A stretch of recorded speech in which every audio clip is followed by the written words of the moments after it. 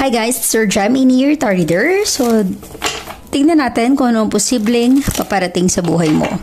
Just a reminder, this is a general reading. So, this may or may not resonate with you, so don't take it personally. This is just a guide. This is also a timeless reading, so kung panood mo ito sa ibang panahon at ibang pagkakataon, possible na nakatadhanang mapanood mo ang reading na ito. Maaaring mga advice and messages na pull out natin ay makatulong sa iyong sitwasyon. Also, please like, share, comment, and subscribe for more videos. Okay, give me your energy. Ano ang posibleng paparating sa buhay mo? Give me your energy.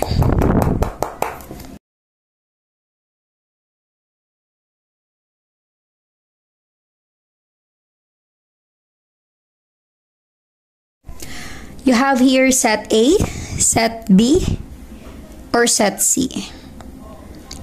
Tignan mo kung alin dito sa mga set na ito na hahatak yung energy mo.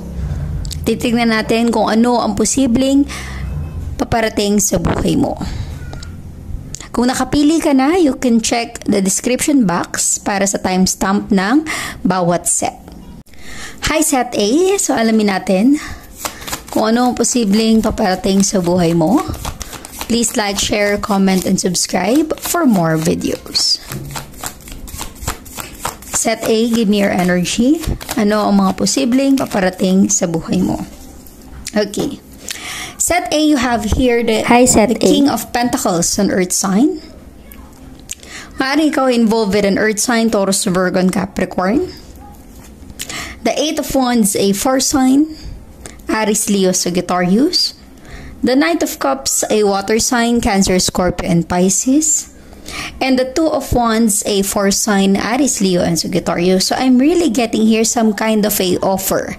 Para sa ibang set A, maaaring offer ang paparating sa buhay mo with the Eight of Wands. This is some kind of a blessing and opportunity. Ang iba ay para makapagtrabaho sa ibang bansa.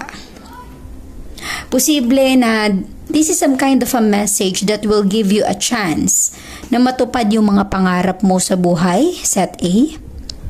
Maaaring iba sa inyo nag-aantay ng iyong approval ng visa or mga papers, mga papeles mo para matuloy ka na makapagtrabaho sa ibang bansa.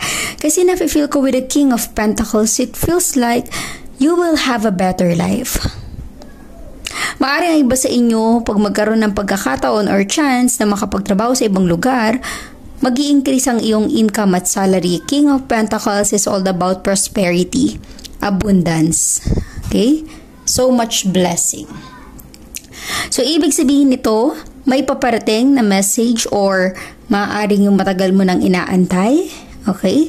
And the Two of Wands is pursuing your passion. Ang iba dito ay makapagtrabaho, ninanais na makapagtrabaho sa ibang bansa, sa ibang lugar.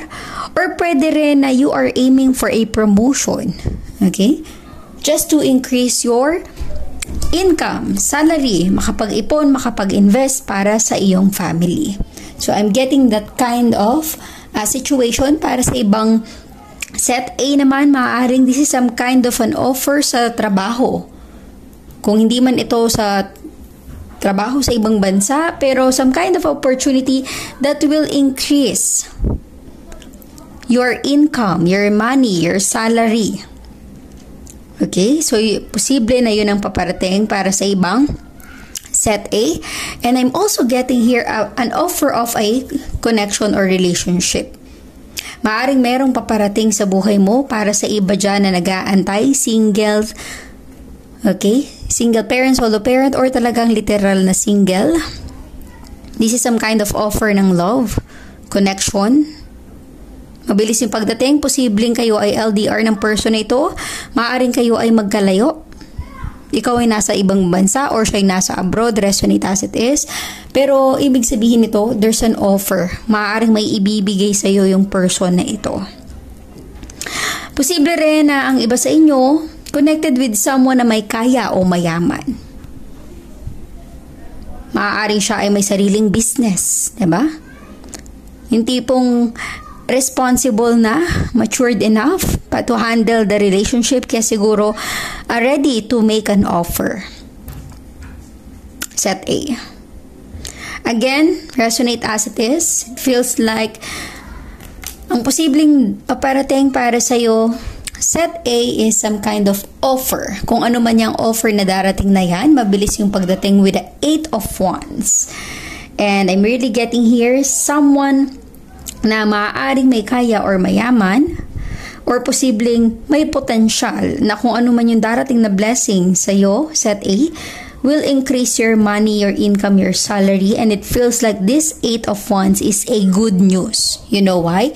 Because you have the 2 of Wands.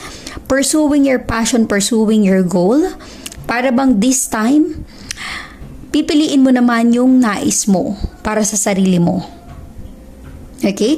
So, this energy na posibleng darating sa buhay mo, set A, this will really make you happy. Kasi maaaring ito na yung matagal mo na ring inaantay, inaasahan na dumating or darating sa buhay mo. So, resonate as it is. Set A, please like, share, comment, and subscribe for more videos. Thank you, Set A. Hi, Set B. So, alamin natin kung ano ang posibleng paparating sa buhay mo. Set B, give me your energy. Ano ang posibleng paparating sa buhay mo? Set B. Give me your energy, Set B. Anong posibleng paparating sa buhay mo? Okay. Set B, you have here Knight of Pentacles, an earth sign. Maaaring ikaw ay connected with an earth sign, Taurus, Virgo, and Capricorn.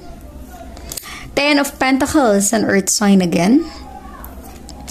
Page of Pentacles, an earth sign. Wow, so much blessing and opportunity. And you have the Ace of Swords, an air sign.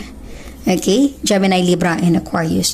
So you have actually these 3 earth sign para sa iyo, Set B. Ito yung sign na you are lucky. Swerte ka. Bago matapos ang taon, para bang magiging successful ka sa buhay mo. Maaring may darating na opportunity or blessing. Kasi you have the Page of Pentacles. Pero kung wala itong Knight of Pentacles, walang mangyayaring improvement or progress dito. Kumbaga, may blessing and opportunity pero hindi pa siya parang magiging successful or magi-increase ang iyong income and salary. But you have the Knight of Pentacles because Knight is an action. Very slow ang movement, maaaring matagal mo na itong inaantay, matagal mo na itong inaasahan. Kasi yung Knight na yan, darating yan sa perfect timing sa tamang panahon na tamang pagkakataon. Okay?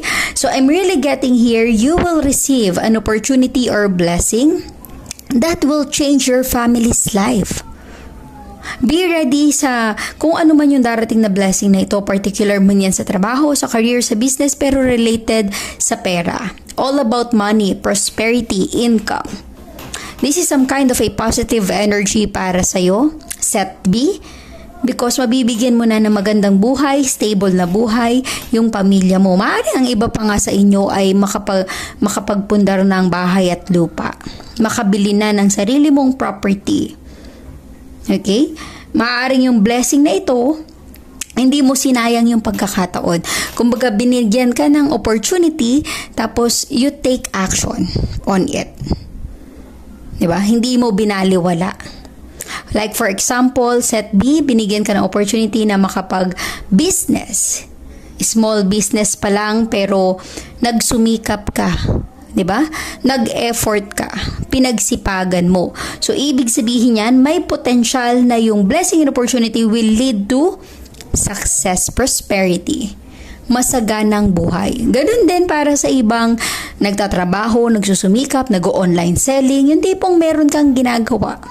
Nabigyan ka ng pagkakataon to do it. So, maaaring may potential na success ang iyong kahahantungan kasi nag-e-effort ka. You are doing something to improve your life, to improve your situation, to increase your money, to increase your income. At nafe-feel ko sa energy mo, Set B, hindi ka waldas, hindi ka magastos. Alam mo kung paano humawak ng pera. Alam mo kung paano, saan mag-i-invest para mag-increase ang iyong income. Ano yung pwede mong gawin para hindi lang siya nakastuck sa isang bangko, something like that. Okay?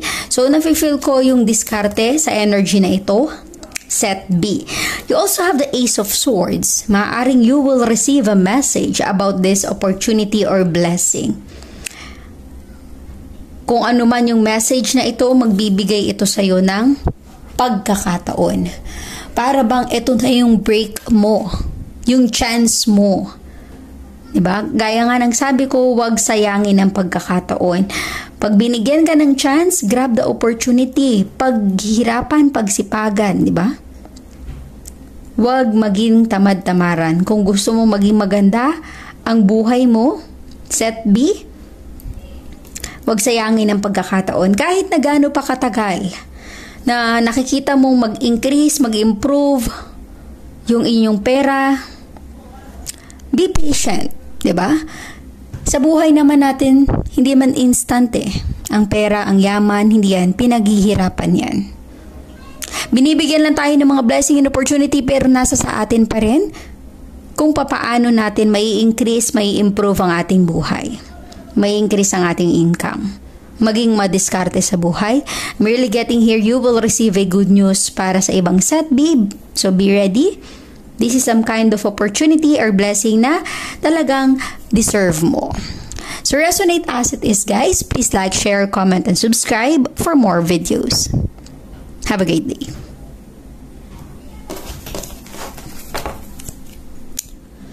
Hi, Setsi. So alamin natin kung ano ang posibleng paparating sa buhay mo, Setsi.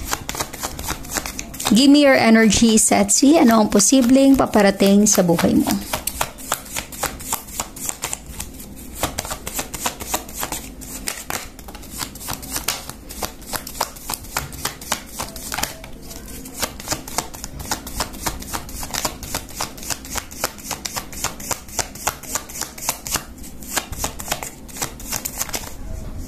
Okay.